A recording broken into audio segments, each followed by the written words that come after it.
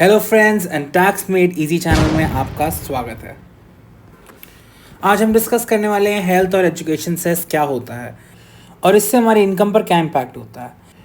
देखिए, सेस के पीछे बहुत ही सिंपल सी कहानी है कि जब गवर्नमेंट के पास कोई ऑर्गेनाइजेशन आती है कि मुझे पैसा चाहिए अपने ऑर्गेनाइजेशन के पर्पस को फंड करने के लिए और गवर्नमेंट के पास वो पैसा नहीं है देने के लिए, तो वो पैसा एक सेस के नाम पर पब्लिक से कलेक्ट करके उस ऑर्गेनाइजेशन को दे देती है।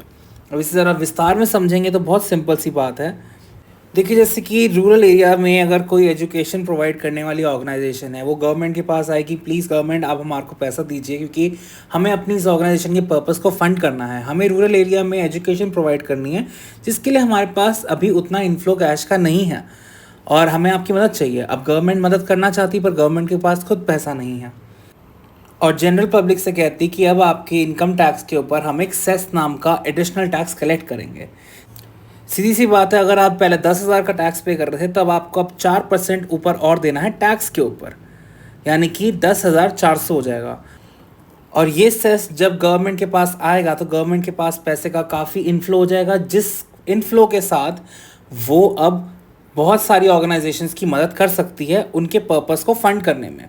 तो अब इस पैसे को लेकर गवर्नमेंट जाती है उन ऑर्गेनाइजेशन के पास जो पहले उनके पास आई थी और पैसा मांग रही थी और उन्हें वो पैसा दे देती है ताकि वो अपने उस पर्पस को फंड कर सके। चलिए अब एग्जांपल से समझ लेते हैं। तो टोटल इनकम ले रहे हैं हम इस एग्जांपल में मिस्टर ए की 5 लाख रुपए, ठीक है। और हम देख रहे हैं कि हेल्थ एंड एजुकेशन सेस जो है हमारे पास 4% है।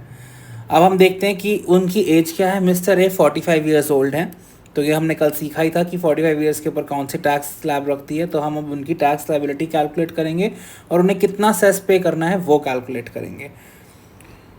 तो आइए शुरू करते हैं सोल्यूशन। मैंने आपको रेफरेंस के लिए राइट साइड पर फिर से टैक्स स्लैब का इमेज दिखा दिया ताकि आप समझ सकें कि कौन सा टैक्स स्लैब का रेट चल रहा है। तो पहले 2.5 लाख पर कोई टैक्स नहीं है, नील, क्योंकि एग्जैम्प्ट है। अगले 2.5 लाख पर, जो कि 2.5 लाख से 5 लाख के बीच की जो स्लैब है सेकंड स्लैब में आता है, 5% टैक्स लगेगा, यानी कि 12,500 2.5 लाख पर। और उस पर अब एजुकेशन सेस लगेगा, हेल्थ एंड एजुकेशन सेस, जो कि होगा 4% पर। और 12,500 का 4% हो जाता है 500 रुपये।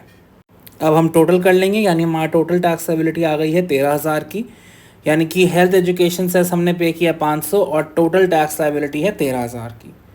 तो सिंपल सा था, कुछ ज़्यादा मुश्किल नहीं, बहुत ही आसान टॉपिक। आज के लिए इतना ही, मिलते हैं अगली वीडियो में। Thank you.